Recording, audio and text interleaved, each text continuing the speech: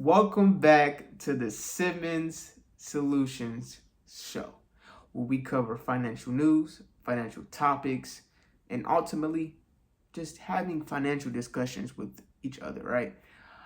Especially in this climate that we're in right now in the economy. I know I've been gone for a very long time, haven't been posting anything on YouTube, but I'm back, I'm energized, I'm ready to provide great content. I'm ready just to continue to build my community and giving you guys financial information you guys can practically use that I've learned, that I learned from other people. Also, if you want any assistance, I have my tax service in the back in the link. Also have a budget planning service in the link also. So if you guys want to support, go ahead and hit that link. All right. You also get a free 15-minute consultation as well. But let's continue. Today topic, right? Already been passed is the big beautiful bill. But not only just the big beautiful bill just passed, right? How would it impact the average person pocket, right? The average day man pocket. How would it impact the average day person, right? Now, first things first, right? The big beautiful bill is Trump's bill, Trump's policy that he implemented, right, and got passed. In my opinion, there's certain things that I like and there's certain things I dislike. Now, one of the main things I really dislike is him raising the debt ceiling, right? The debt ceiling has been raised, I believe, $5 trillion, right? Now, reason being it raised $5 trillion is due to those tax cuts and tax plans that he had implemented, right, in this tax bill to kind of, outweigh it, right? The reason I don't like him increasing the debt ceiling, even though he's been talking about decreasing the debt ceiling or running America like a business, right? Be more money, right? More money in the system, right? More money they are allowed to borrow. The U.S. will be allowed to borrow, which means more inflation they can create, right? The more money you have, the more money in economy, the more inflation that can occur, right? Or they can create, which can make the average, American lose money, right? So that's number one, right? Is going to, most likely make it worse for us, for the average day person, right? Not the business owners. We ain't talking about the business owners of the world, the self-employed people of the world, the C corps, the S corps of the world. We're talking about everyday citizens, right? Second thing is Medicaid. Medicaid has been cut, but most people have been,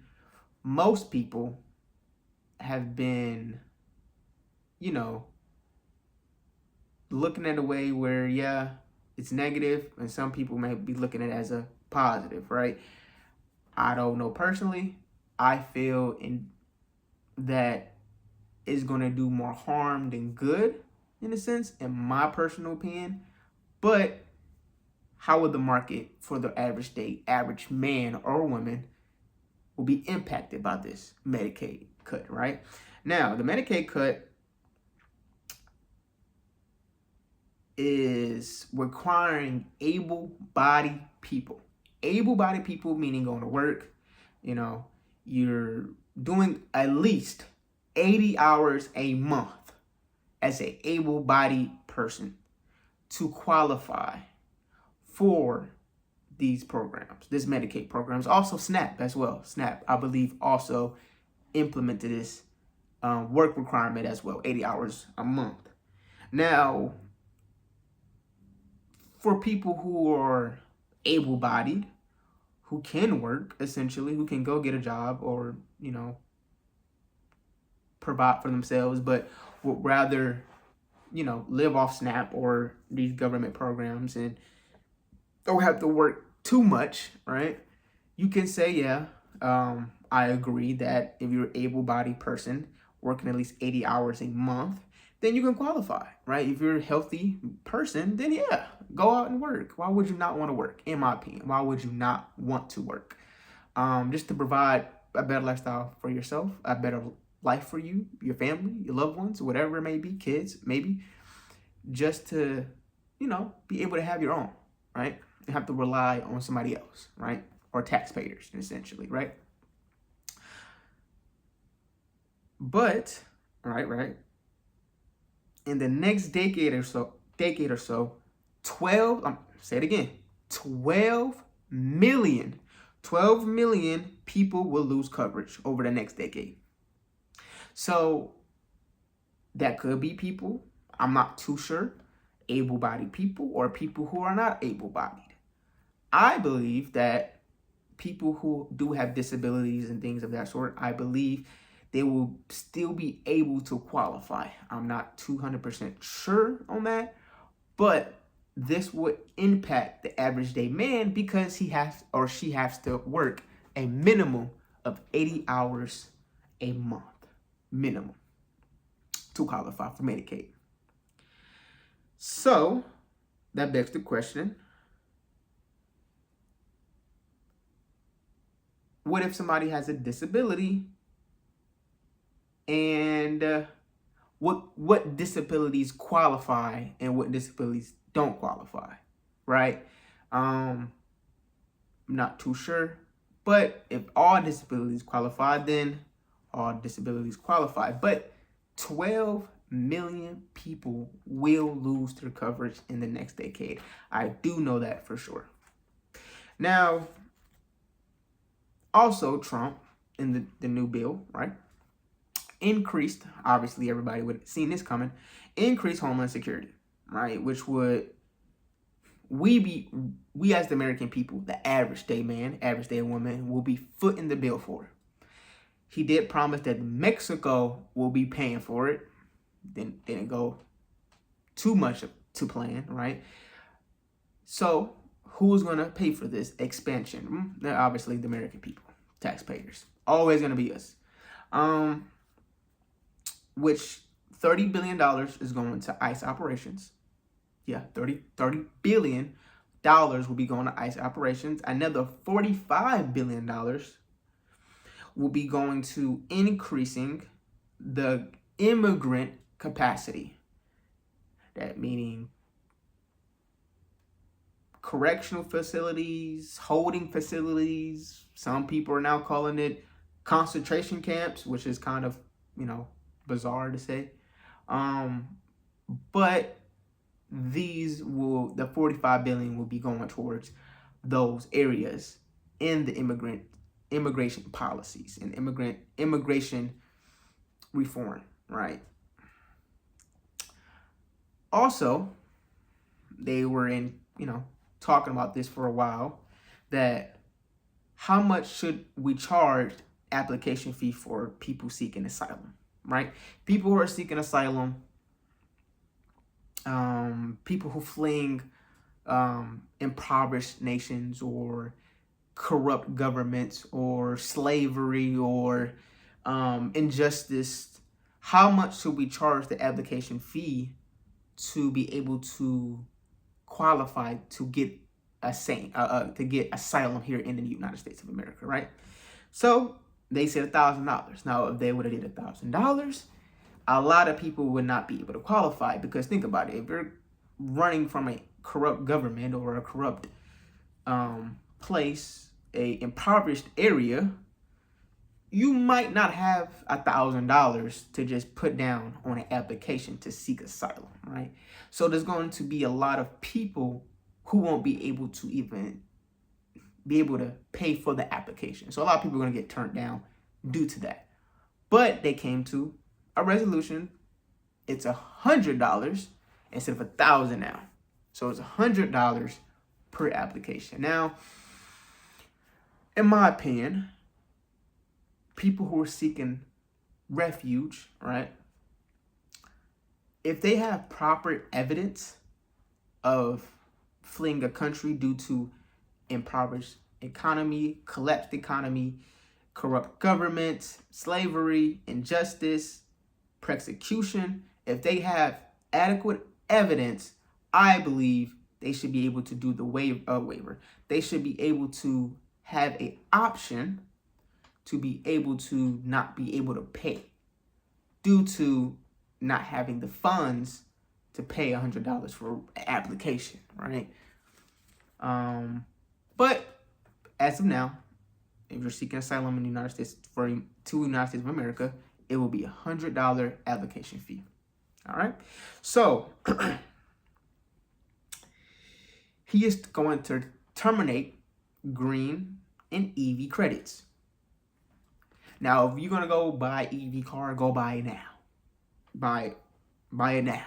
Please go buy it now. If you're gonna go get a Tesla or whatever electric brand you want of a car in America, go buy it now. Reason being is he's gonna be terminating and canceling these EV credits and green credits as well.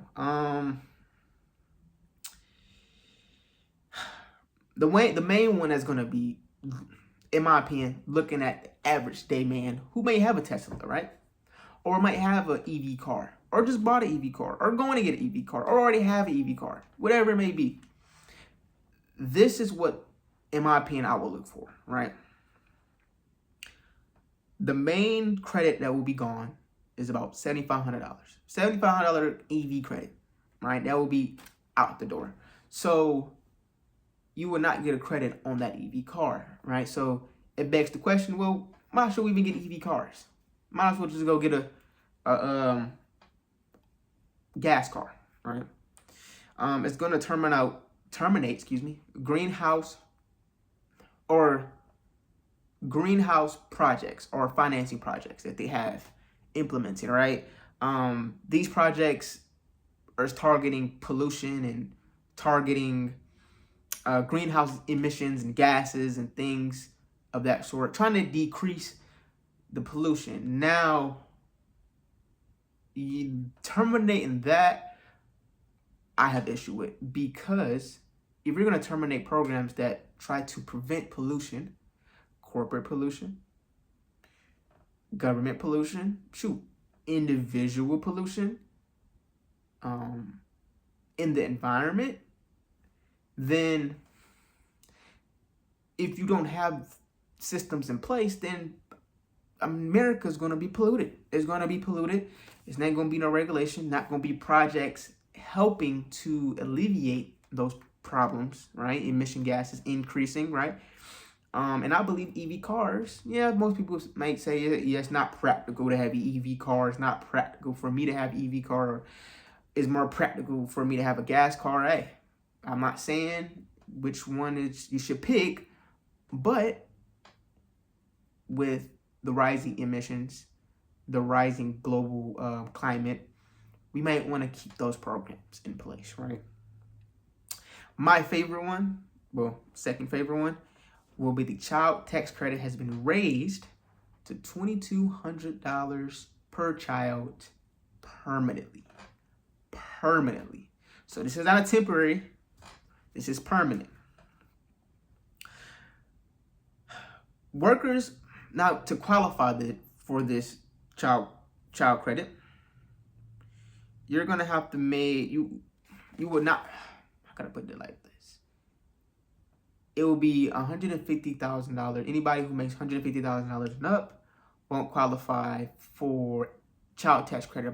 If I do believe, but I'm not too sure on the child tax credit. But I know it increased to $2,200. But I do know the $150K that I'm mentioning right now is dealing with workers' tips, which is my favorite one. That's my favorite tax implication that he implemented it. Workers who get tips or workers who work overtime will get a deduction of about $25,000 towards their taxable income, which I think is phenomenal, because think about it. It's going to incentivize people to work. It's going to incentivize people to want to get up, work, get tips, or get overtime. So you might see a lot more productivity in the market, more people working, more people trying to getting that incentive to, hey, if I can make a lot more money in tips or do a better job in my, customer service role or waiter role or bartending role, and I get a lot of tips, I will get a tax deduction up to $25,000. Not a bad deal. Overtime as well. Not a bad deal. So single, if you're single, I'm talking about single, it's 150. But if you're doing married or marriage or people, two jointly filing people, you're going to be at 300K to qualify for that $25,000 deduction. Just to put that out there. Now, another one that kind of shook me, which I wasn't thinking about, was going in 2025, which we are in, babies or newborns will get a government savings account that already has $1,000 in it, or $1,000 from the government in this savings account. Now the parents can contribute up to $5,000 annually. Pretty cool. Now, I have mixed feelings about it. Well, does it really make sense to do this? Does it make sense? Don't it make sense? Do it. I don't know. I think it's cool. I think it's pretty cool. $1,000 savings account for newborns. I think that's pretty cool. And you can contribute to $5,000 every annual year. But I would say, due to the decline rate of birth rates in America, which is on a decline, a lot of people are not having babies. This might have an incentive for people to have kids. Hey, I'm gonna get $1,000 for my child, my newborn child, going forward. Not a bad deal. But I do want to say this as well. For that newborn savings account, it will be only used for either educational purposes, I believe, or college purposes, and or that person or that baby grow old and start a business, or buy a home, be a first-time home buyer. They can use that money. But if they're just taking money out and using it for personal use, it will be taxed as ordinary income.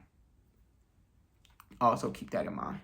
But those are the main things that the average day person would need to know when it comes to the Big Beautiful Bill and how would it impact you. So thank you guys for tuning in to the Simmons Solutions channel. I'm back. I'm better. Let's keep the conversation going. See you guys in the comments. Peace.